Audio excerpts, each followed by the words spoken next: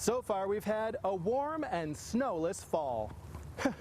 But don't be like that guy and think it's going to stay this way. It's a similar dangerous situation over here at Kalamazoo Street and 127. I want you to take a look behind me. City crews are getting creative.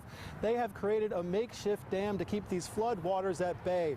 Beyond the dam, there's about 3 feet of water and it's very deep. I've even seen people on kayaks going through there. High winds have been causing chaos all over Jackson County. It was a terrifying afternoon for Jackson High School. Police say bullets hit the school, flying into windows and classrooms where children were learning. It is a messy situation out here on 94. Right now, authorities are working very hard to clear this multi-vehicle and semi-pileup. Joining me right now is Jackson County Undersheriff Chris Kuhl. Thanks for joining us. Good afternoon. So what are you guys dealing with right now? The U.S. Postal Service says it's important not to forget about your mail carrier. So what that means is clearing a nice path for your mail carrier up your front steps and on your sidewalk. And they say if it's too dangerous to deliver your mail, they can cut off your service. It was a quick speech by Trump standards here at Willow Run today, lasting just about 15 minutes, but it was packed with promises for the American auto industry. After months of political drama, Jackson is getting a new mayor. That's right, Derek Dobies has unseated the current mayor, Bill Jors. JDOT says they need all the help they can get to battle the pothole problem. So if you see a pothole, they want to hear about them and see them. The cross has been down for 2 days, and there's already a movement to resurrect this Christian symbol. To keep yourself safe on the roads, they recommend reflective clothing, helmets, and blinking lights that can be seen day or night. But you should know that scammers could be hiding behind the face of someone you trust. Finally being able to soak up some summer sun is something people in Michigan look forward to all year. But if you don't take steps to protect yourself, the sun could be putting you in danger. Downtown Jackson needs more parking. The city of Jackson plans to build a new parking structure at Michigan and Blackstone. But there's a problem.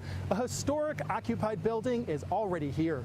Good morning. Thank you for waking up and joining us. I'm Aaron Dimick. And I'm meteorologist Diane Phillips. It's already a hot day. Maybe switch, I'll anchor and then you can do the weather? I'm not very sciencey. Oh, okay. No. Well, never mind. Then I'll stick to the weather. New for you this morning, crews from multiple fire stations have been busy early this morning putting out a house fire in DeWitt Township. Take a look at this video. The fire started around 3:15. Fire officials say everyone got out safely, but the fire ran along a gas pipe. We're following breaking news at this hour out of Ingham County, where former county prosecutor Stuart Dunnings III turned himself into jail. It was all caught exclusively on our cameras.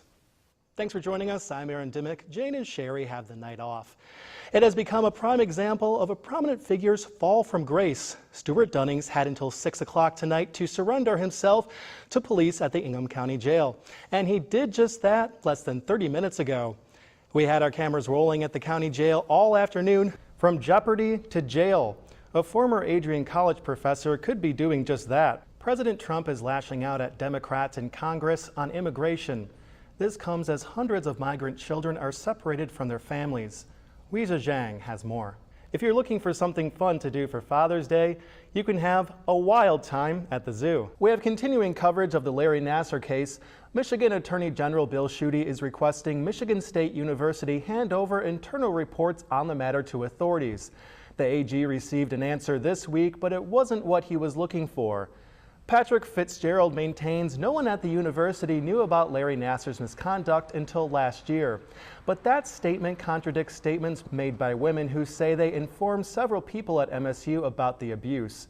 Fitzgerald says Nassar fooled everyone around him, from patients to friends and fellow doctors at MSU. That's happening as a federal judge in Grand Rapids sentenced Nassar to 60 years in federal prison on child pornography charges. The former doctor told the court that, quote, "This has been a skeleton in my closet, something I'm ashamed of."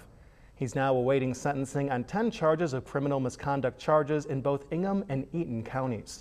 New tonight on 6 News, Meridian Township Police are continuing to investigate a double homicide that happened early this morning. We rely on first responders to quickly help in any kind of emergency, but crews with the Lansing Fire Department are serving the community in a new way. Our Veronica Gabriel is here for you with a taste. Veronica. Welcome back. I'm joined by Diane, and we're going to be taking a look at some stories that might get you talking and hopefully brighten your morning as well. As the World Cup continues, elephants in Thailand are finding their own soccer fun. Check out these baby elephants who are both 2 years old and were orphaned shortly after they were born. They live in an elephant sanctuary with 35 other rescued elephants. And a fun fact, experts say there are more than 7,000 elephants living in Thailand right now. And how about you? Did you reach out to your dad? I'm about to later, and then a card is in the mail and it's on its way to Port Huron, so look for that, Dad. Man, he's on top of it, and I'm on top of the forecast, It's gonna be late, though. From WLNS TV, this is 6 News at 6. As of right now, we don't know a whole lot. We just know, it's gone. A dramatic night of fires in Jackson County destroys a local business, knocks out power to thousands, and leads to the brave rescue of a family pet. It's our top story at 6. Thanks for joining us. I'm Lauren Thompson. And I'm Sherry Jones. Investigators are trying to figure out what caused a devastating fire in Blackman Township that led to a series of startling events. Now, the fire sparked just after midnight at Sager Pellet Recycling on Tyson Street, just outside the city of Jackson. 7 fire departments fought the flames for hours, but the building is a total loss. Jackson Bureau reporter Dimick has details tonight from what's left of the recycling factory. It's a family business that's now just a pile of rubble. Tonight, authorities continue to investigate what caused this shocking scene on Tyson Street that started a night of turmoil in Jackson County. Jess Sager turned on the news this morning and was shocked to see video of his family business up in flames. It was quite the wake-up. The wood pallet recycling business has been in his family for 25 years.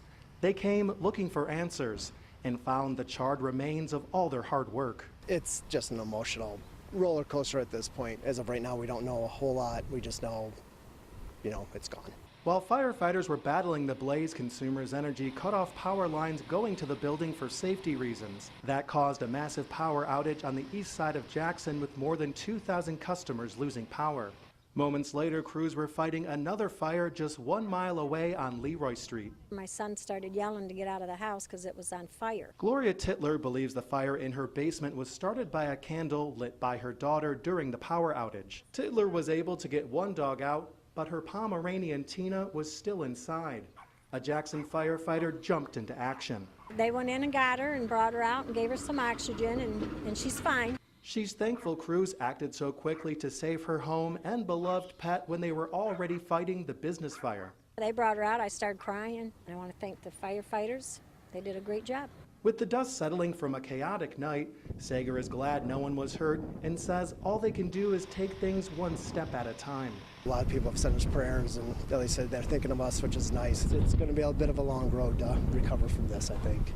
If you have any information about the fire at this recycling facility, contact Blackman Leone Public Safety. Here for you in Blackman Township, Dimick, 6 News. They cited his mishandling of petitions aimed to block the city's non-discrimination ordinance. And emails that he sent using his city email account, which violated city policy. Now, what they contained was a mystery until now. Our Jackson Bureau reporter Dimick obtained those emails from the city. He joins us now live from the Jackson newsroom. Tell us what's in them. Well, Sherry, I obtained those emails from the city of Jackson using a FOIA request. They contain graphic content that the former city clerk continues to defend. Andrew Rozak, Jackson's former city clerk, believes all of this is a smear campaign against him. They were out to smear me because I signed that NDO petition and I qualified the petition. Through a FOIA request, the city of Jackson sent me documents that council members saw before firing the clerk. The majority of them are conservative political memes Rozak sent from his city email account, one of which mentions throwing stones at Muslim women. I don't think there's anything discriminatory about any of them. Some are funny.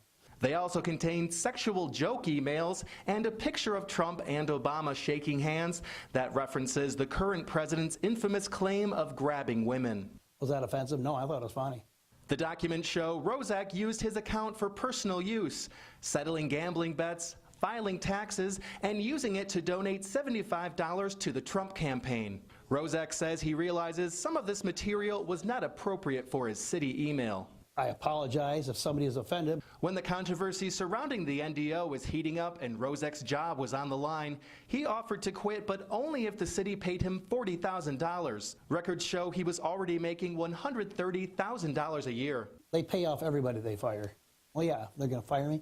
Sure, pay me. The city fired him with no payoff. However, Rozek is still working in City Hall as the elected city treasurer. But I will continue to do a good job for them, as I've done the last 34 years, almost 35 years. I only wanted to let the people have their voice on those petitions. The new Miss Michigan is back in her hometown of Grass Lake, fresh off her recent victory. And I sat down with her as she sets out to become a very different beauty queen.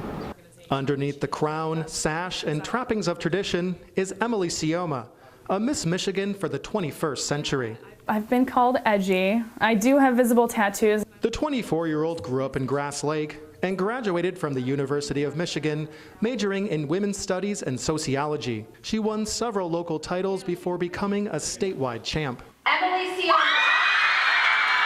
It was unbelievable, but then it was a whirlwind. The second they put that crown in your head, your life changes. While Emily's excited to take on this role, she wants it to be about more than just ribbon cuttings and waving from cars. I want to magnify the voices of those who might be swept under the rug. Emily says she was sexually assaulted 2 times in college and found little resources for help. For survivors to come forward and find justice. Given her past experience with sexual assault and what's going on at Michigan State University with the Larry Nassar scandal, Emily wants to use her title to bring attention to the needs of fellow survivors. I want to spend my year focusing in on specific situations, focusing in on universities across Michigan, but I also want to make sure broadly that my focus is known to support survivors. I can talk to survivors and I can create communities, create resources. And while some have criticized pageants for being old-fashioned, Emily says young women like herself are turning that around. We have the opportunity to change the way not only that our communities look at us as title holders, but how our communities look at women as powerful leaders in their community, as people who have a voice and as people who have passions. Emily will be in Atlantic City September 9th, representing Michigan in Miss America. Here for you in Grass Lake, Aaron Dimick, 6 News.